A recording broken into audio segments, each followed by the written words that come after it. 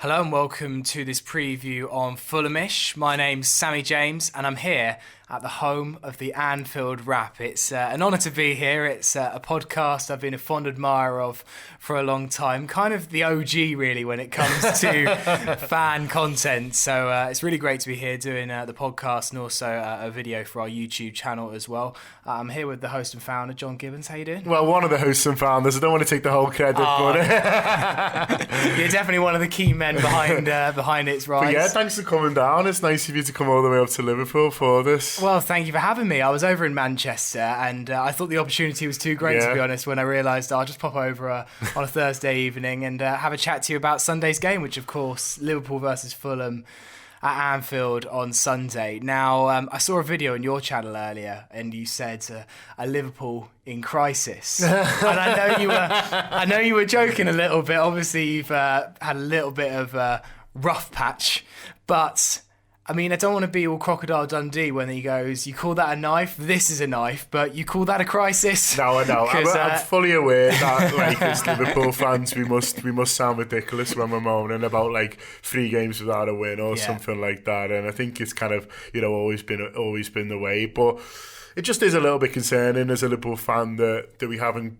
quite clicked. We haven't quite hit the heights that this team's capable of. So I mean, the results have been by and large pretty good, but there was always the suspicion that we were getting results without necessarily playing well. And although that's a good trait of a football team, eventually you either need to start playing well or you will kind of revert to kind of mean, if you like, and that sort of feels like a little bit what's happening. It feels like that Red Star result was something that was maybe coming.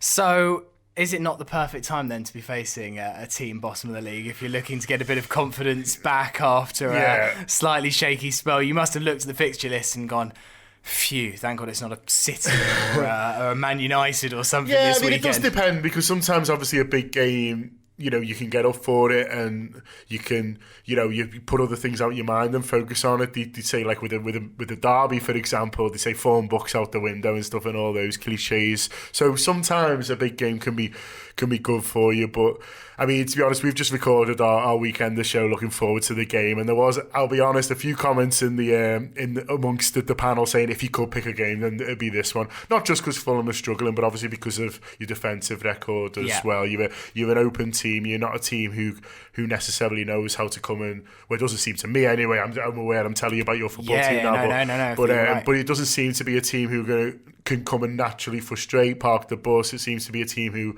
mainly kind of want to play the football, really, and so that might play, hopefully, into Liverpool's hands. So why do you think the Liverpool haven't been clicking in the past few games? From the outside, it looks like everything's really rosy. I mean, you're still unbeaten. Surely you couldn't have asked for too much more from the opening 11-12 games. Yeah, I mean, it's worth pointing out that our opening games were actually really tough. We've played 4 of the top 5 teams in the Premier League at the moment. A lot of those away from home as well, and so it has been a tough start. And I think that tough start just taking it a little bit out of the squad at the moment, and also the new players who've come in haven't quite found their feet yet, and so I don't think the manager's been able to rotate quite as much as he'd like to. So we haven't seen huge amounts from the likes of Fabinho and Keita, who we had high hopes for coming into the season, and so it's mainly been what Jurgen Klopp calls his workhorses, his tried and trusted, your Wijnaldums, your Milners, and they just look like a little bit with all these, especially with the intensity of the games you played, that they've been a little bit kind of run into the ground. So it's now time for these other guys to step up, really, and look, we're all hoping that they'll do that. So yeah, results, look, it's 8 wins out of 11 and 3 draws. I understand how that looks, in terms of me kind of moaning. I'm not moaning. The team's done great, but they just feel a little bit kind of flat at the moment. It feels like that there's maybe missing a little bit of a creative spark. Obviously we lost Coutinho last January. Then Oxlade-Chamberlain really stepped up for us, but he's out for the season. What a shame when he got injured. Well, it was a horrible moment for him because he'd had a sort of brilliant 2 months, the sort of period that his career had been building up to, if you like, really, and then kind of got that injury. And look, we really missed him in that final in Kiev, but this season. It's just we haven't quite had that player who can join the attackers from midfield, and as a result, we've just sort of looked a little bit predictable at times. And look, you can be predictable and still be hard to defend against, because Mo Salah being predictable is still kind of Mo Salah. But I don't know. It's just we've just been slightly easier to defend against this season than we have been in the past. So, and look, this is all in the balance of what Manchester City are doing, and that's why I think there's a little bit in the back of Liverpool fans' head as well, that we just feel a little bit spooked kind of by the fact that Man City might just win every game, and then what do you do? And not just win every game, but spank every team that they play along the way. Last season, a lot of the criticism against Liverpool would be that games like this, home to a team struggling, would be a time where Liverpool would often drop points. I think, did Swansea win at Anfield? We lost away at Swansea. That was it.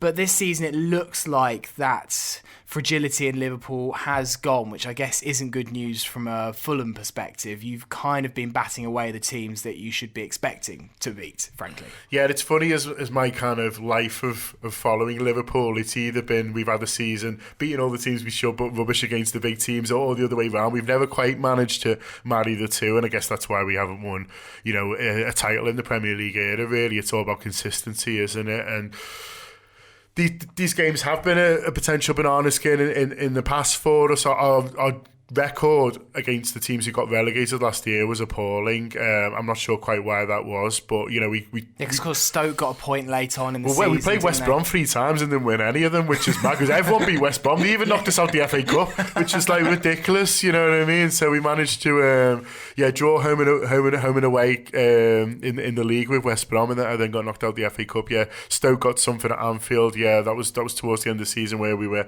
resting a few for the Champions League, but still it was a decent enough team. And so, you've got to be worried now, Sammy. But this season, I think what they've got better at this season, to be fair to praise them, is we haven't quite been the amazing 100% Liverpool that you saw blitz teams last year. But what we have got better at is when we drop to 70-80% getting those results. And I think that was my criticism a little bit last year, is we're either brilliant and batter you, or if our level just drops a little bit, then we're likely to draw the game or scrape through. Whereas this season, there has been a few games, the Cardiff, we beat them 4-1 at home, we barely got out of second gear. And, Cardiff are struggling at the moment, but it's a 4-1 victory without kind of doing ever too much. And that's the kind of thing we were struggling to do last season, definitely. Yeah, sure. So that is a little bit of the positive, but hopefully we'll see a little bit more from Liverpool this weekend. So it's a midday kickoff on Sunday. Obviously, Anfield is the famous stadium for atmosphere, but surely even Liverpool fans might find it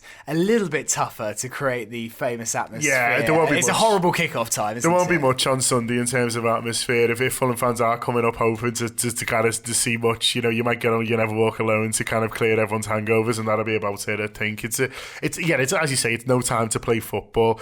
Klopp hates them, and that's something that is maybe something to think about from a Fulham point of view, is that he openly kind of despises these kind of, he calls them morning games, and it is practically morning, isn't it? And it's noticeable that our press conference, we're recording this Thursday night, our press conference is at 10 a.m. tomorrow, which is 3 hours before he normally does them. And I think the idea behind that is the team will then train earlier, so they'll then train at 11, and then hopefully do some stuff on Saturday as well, to get them used to kind of playing kind of football at that time, and used to kind of that intensity, because it's eating pasta at 7 in the morning and stuff, and we say footballers are well paid, but it's still like an unnatural kind of Wayne Rooney thing. used to complain about it all the time, that kind of, why am I eating carbohydrates at 6:30 for breakfast? And whilst it does seem very petty to be moaning about that kind of thing when you're paid so much, I can see how it must disrupt the flow. So what went wrong then on Tuesday in Belgrade? Is that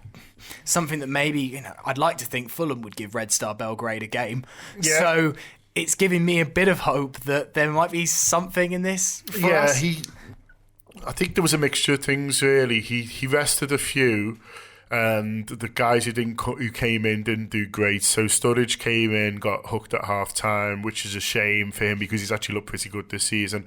Lallana comes in and just doesn't look sharp enough at the moment. He's obviously been a really good player, not just for Liverpool but throughout his career, but he just feels like he's had one too many injuries now, and it's all kind of caught up with him a little bit. Matip came in at centre half. He's probably our fourth choice centre half now, and just didn't look at the races, didn't look as solid, and the back line looked a bit more disjointed. And defensively, we've been excellent this season, and so it just and then the guys who were normally in the team who you were hoping to step up just had a bit of an off night, so it was just a bit of a disaster all around. To be honest, I wouldn't look huge amounts into it if I was a kind of a Fulham fan, because I think it was one of those where whatever could go wrong kind of did. Really, I can't imagine we'll play as badly as that again, but it might be a little bit of a dent to the confidence. It might be a little bit of and there's just a little sign that the front three are maybe trying to find the way out of a bit of bad form by just shooting every time they get the ball rather than looking to work with each other. Look, that front three last season when they were on, it was like having 4 players. They were everywhere and they were understanding. This year, just been a little bit more. I mean, that of selfish is the right word. Just a little bit too keen to kind of be the one to score, and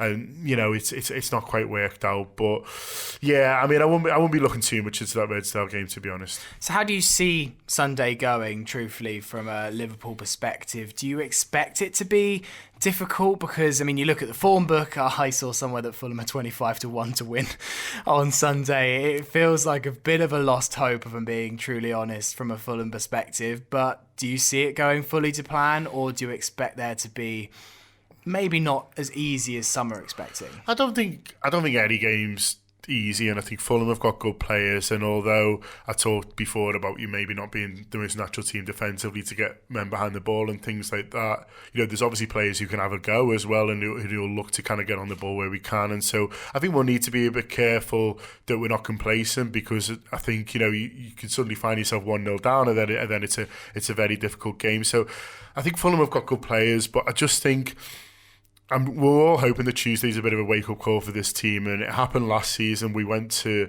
Spurs and got beat 4-1 at Wembley, and we were dreadful, and after that we went on a fantastic run, and we're all hoping that the Red Star moment is that Spurs moment from last year where our season kind of really kicks in, which is obviously bad news for Fulham. But I mean, it is difficult for me without, I'm trying to be kind of a little bit diplomatic. It is difficult for me to not seeing us win at the weekend. It's difficult for me to see anything other than a massive Liverpool win. But I think, you've got to, the players can't be complacent, because we saw what happened on Tuesday when there was a little bit of that, I think. Yeah, I'm certainly hoping that there's a chance that also Huddersfield for Fulham might be a bit of a wake-up call. It was definitely the kind of nadir of our season. Yeah. I thought that Cardiff was the nadir of our season, but it just keeps on getting worse and worse for Fulham at the moment, and the pressure is so high on the players and on Jukanovic that maybe it might spark a response from us as well. And maybe if you can just get yourself into a lead, and maybe Fulham can hold on, get a point. And I think actually for Fulham, a point on Sunday would be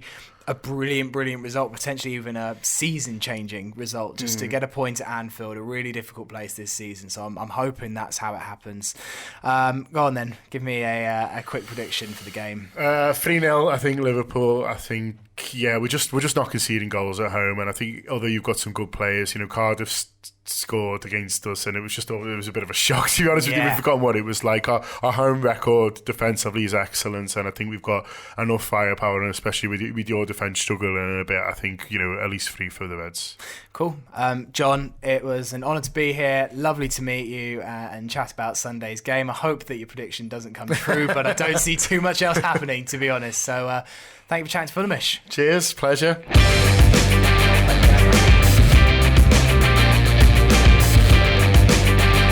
Come on, Fulham.